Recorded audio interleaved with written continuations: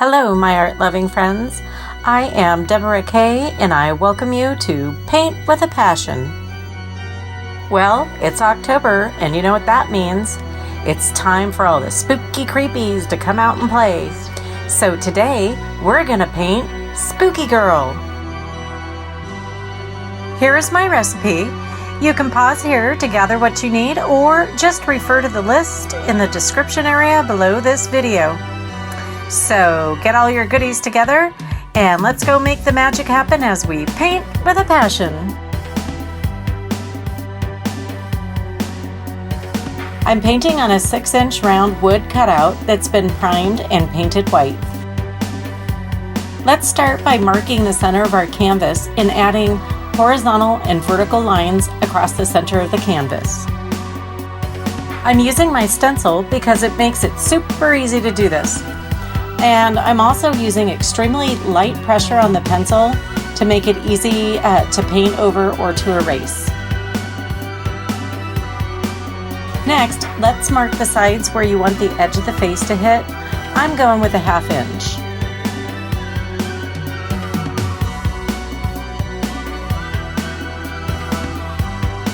Let's also decide where we want the mouth and the chin to hit.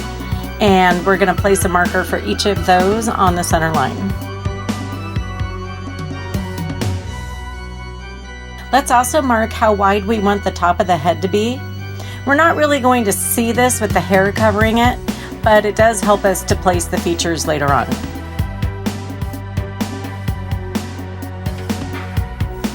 Next, let's join the sides of the face markers with the chin marker in sort of a crescent curve. And then we can go ahead and draw in all the way up to the top of the head.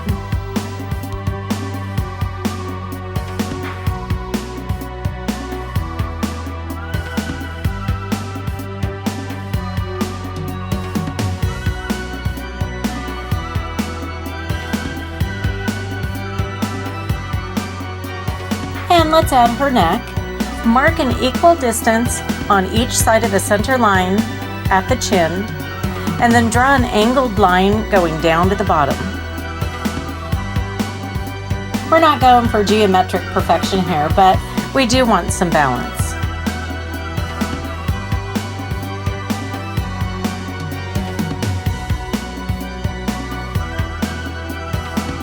Okay, let's add the base paint to Spooky Girl's face and to her neck. Using sponges, let's blend in gray around the face border. This will add depth and make it appear that the face and the neck are actually in front of the hair that we're going to add later on. First, let's erase all the pencil lines that we don't need right now. And this is important when you're painting with white or colors that don't cover well, because sometimes the lines will remain visible through the paint even after several coats. Next, let's add a light coat of white along the edge of her face. You don't want too much paint, but you do want enough to allow you to blend in the gray.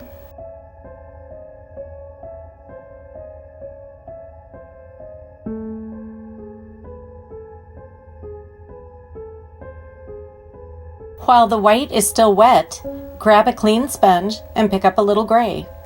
Blot it off so there's not too much paint, and then just tap along the line of her face.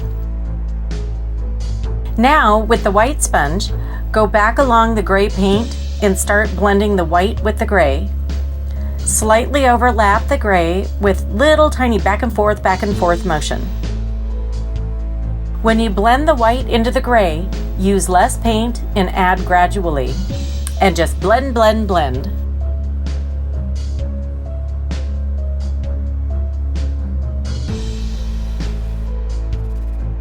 Make sure to use a different sponge for each color, and if you can, have a third sponge just to do final touches and kind of use like a dry sponge cleanup. If you get any gray into the areas where it should be solid white, use a sponge with only white paint to touch it up once the gray is all dry. Does that make any sense? I think it does. I'm going with it.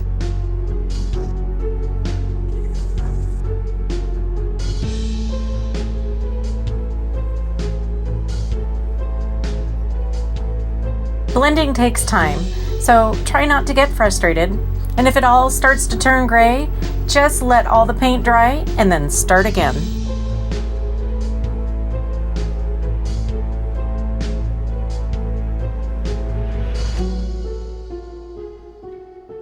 I recommend that you actually walk away after you finish blending and then come back and look at it with a fresh set of eyes and then do your touch-ups, because it's really easy to get obsessed while you're trying to blend, and sometimes you think it's not quite right and then you come back and you realize, wow, that looks really great. Good job.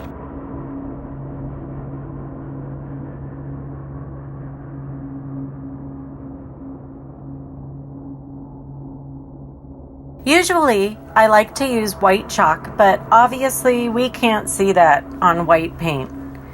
So let's just try to use light pressure, and I don't recommend using black chalk. It can get really messy.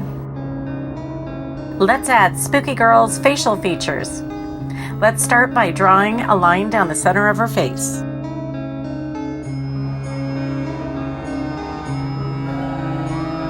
Then, add a marker an equal distance on each side from the center line for the inner sides of her eyes. My stencil happens to line up perfectly for where I want the inner eye markers, but you can use a ruler instead. My stencil also lines up perfectly for where I want the bottom of her eyes to land, so I'm adding a vertical line as my next marker. Using a ruler, let's measure equal distance on each side for the width of her eyes and make a marker. And then let's go ahead and mark where we want her mouth and her nose to land. Now let's connect all the markers, kind of like playing connect the dots. I'm not too concerned about heavy pencil lines around the eye outline because we're going to be painting over it with a thick black line. When I'm drawing on eyes, I find it works best to make your first line on one side and then do the same thing on the other side. And then for each part of the eye that I'm drawing, just keep repeating one side then the other side until I'm done. Helps balance everything out. I also want to mention the eraser. I recommend a white eraser that doesn't leave any skid marks. Again, with the skid marks. I know. But seriously, these white erasers work the best.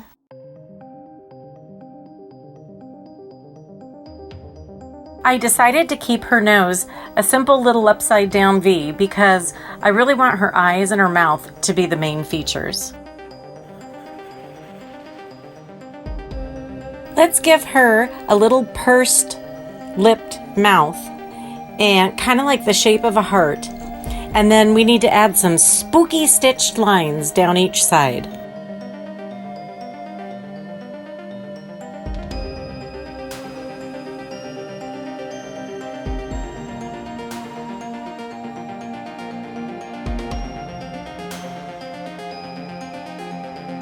Sometimes when I'm mirroring something on the opposite side, I find it works best to rotate my piece upside down because my hand is covering what I just drew.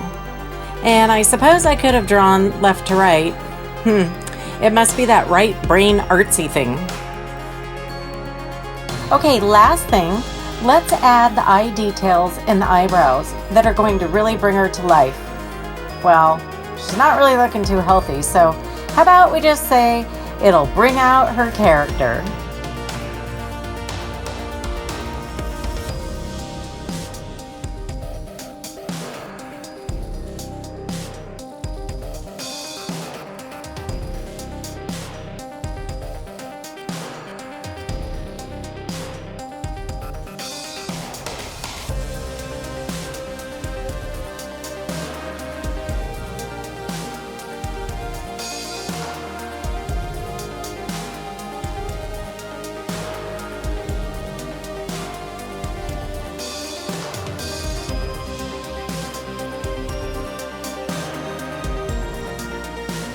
All right, it's time to get spooky. Let's get those sponges out again and blend in some dark shading under her eyes.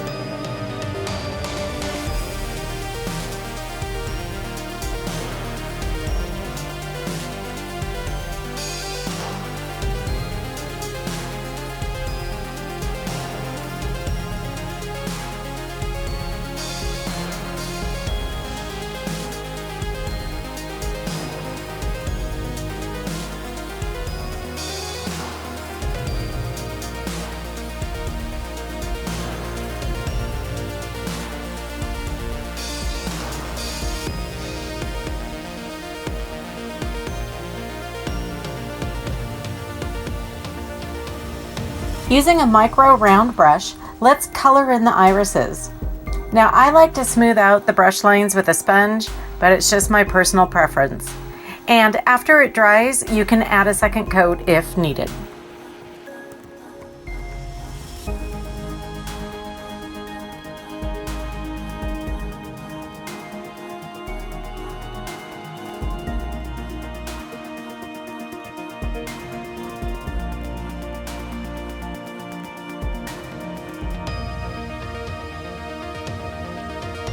Using a large dotting tool, let's add our pupils. Keep in mind that your paint dot is going to be a little wider than the tool itself.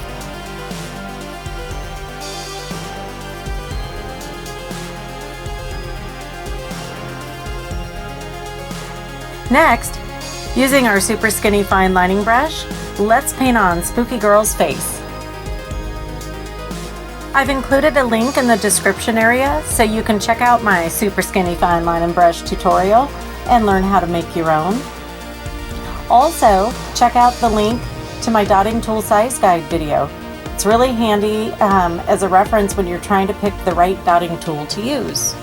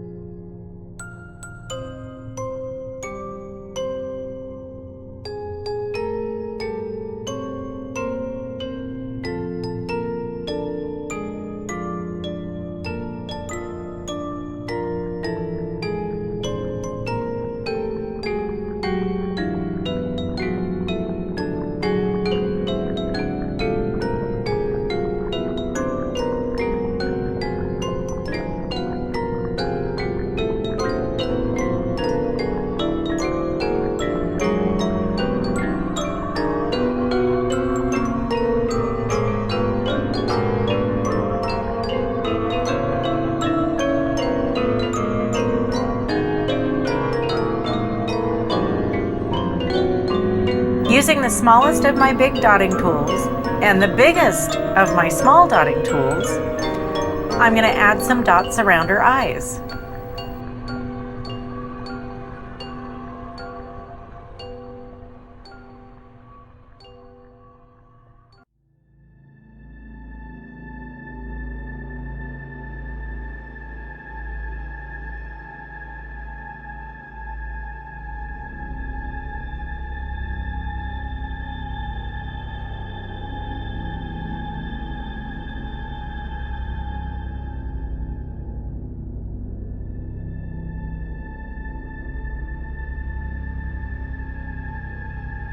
Next, using an angled brush, let's fill in the background with black and clean up her outline.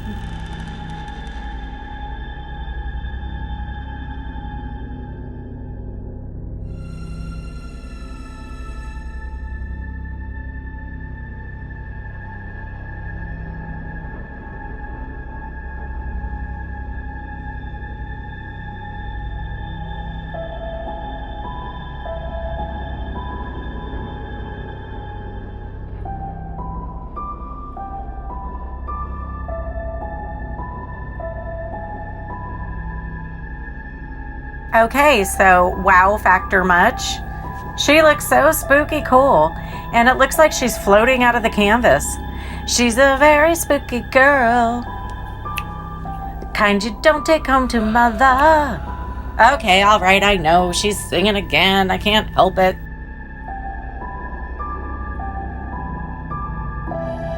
Since we're getting spooky, let's add some cobwebs to Spooky Girl's face. Determine where you want the cobwebs to be, and then using a ruler, draw your center line, and it should be the longest. And then add lines on each side of your first line, and they should progressively get shorter until there is no more line off the edge of her face.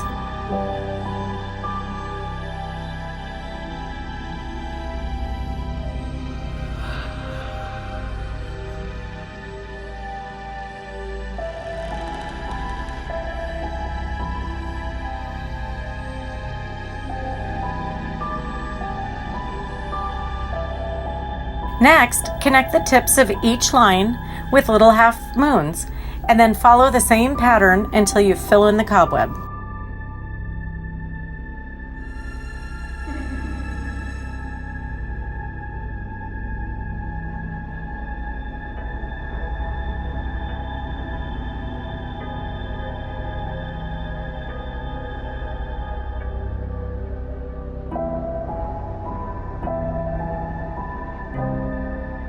And I think she needs something on her neck too, so let's add a choker.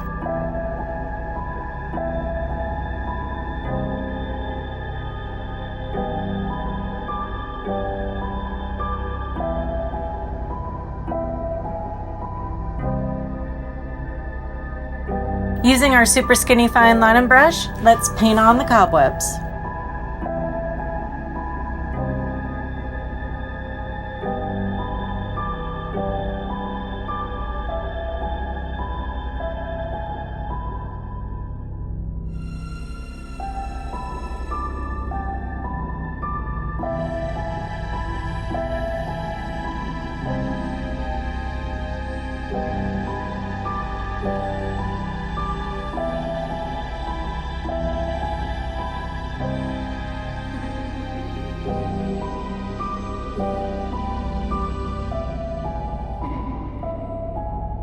And using a small brush, let's add some hair.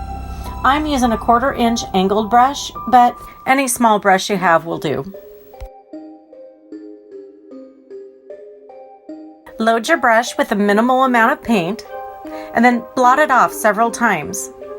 And then very lightly, swipe your brush in small, light strokes.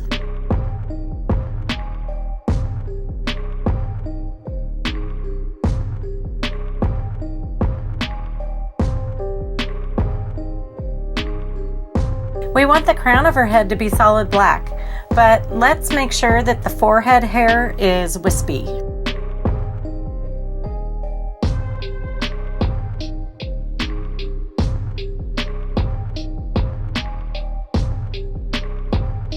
Let's paint in her choker using a small brush.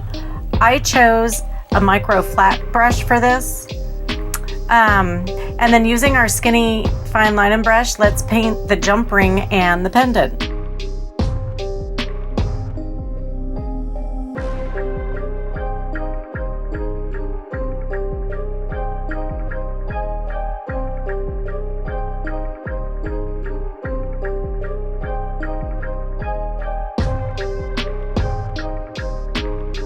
And let's also outline her irises while we have the fresh black paint handy.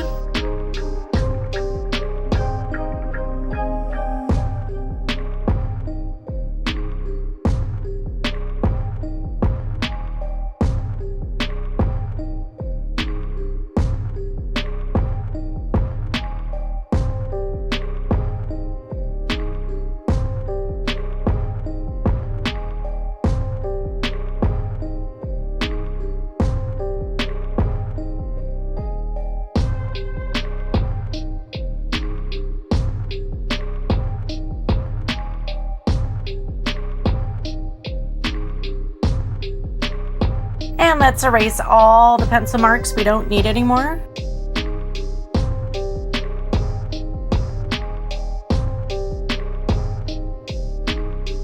Using the same wisping brush, let's add some hair highlights.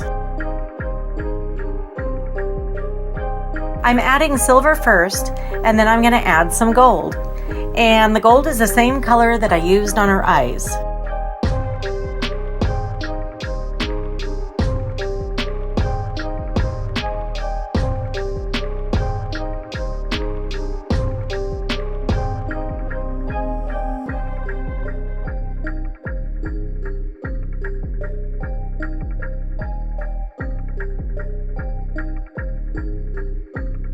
You can also wisp in some black to break up the streaks if they get too chunky.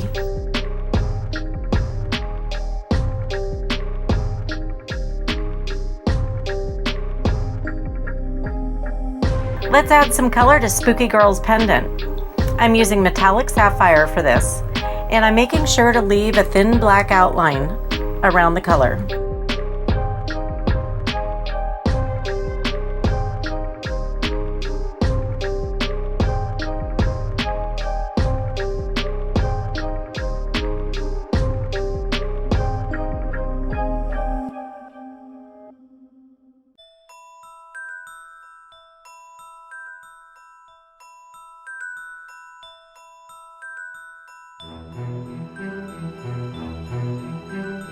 Now let's do the same for her lips.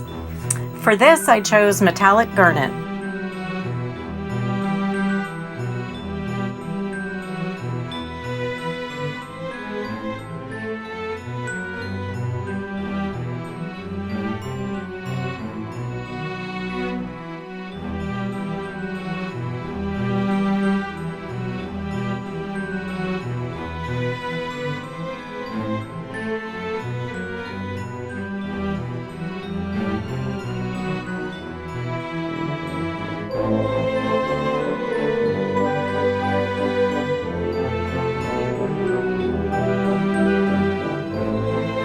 I'm also going to use garnet to add some top dots to the dots around her eyes.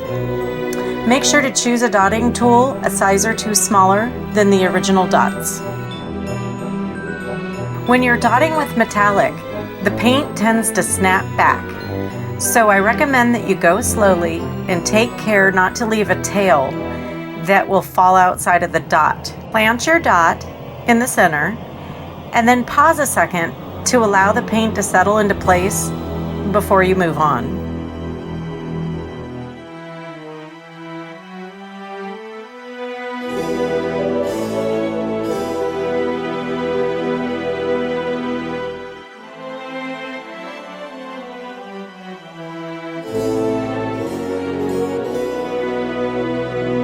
Now, I debated whether to add light to her eyes because, well, she is kind of unhealthy, and I decided to go ahead and add them because they add so much character.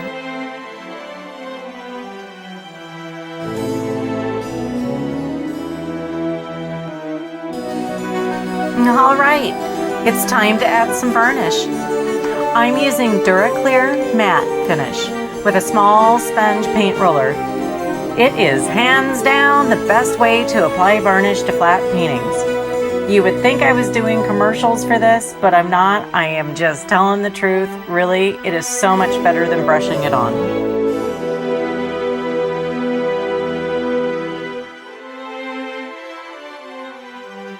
Move her around under the light and check for any missed spots. And as a surprise, I decided to go ahead and varnish Spooky's sister while I have the roller out. So meet Spooky Girl's sister, Creepy Girl.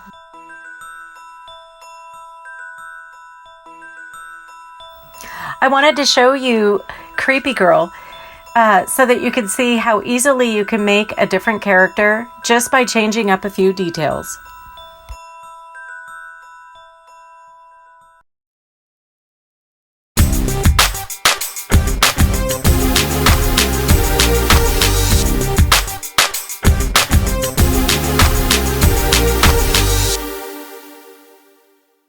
She's a very spooky girl, the kind you don't take home to mother, and she will never let her spirit down, when you take her to trick or treat. She likes the bones in the graveyard. Oh, all right. I'm stopping. Like I said, I just can't help it. Thank you so much for joining me today to Paint with a Passion. I hope you enjoyed this spooky video, and I look forward to painting again together real soon. Let me know what you think, and also let me know what you'd like to see in future tutorials. Please remember to subscribe and hit that notification button. I wish you peace, love, and happiness now and always.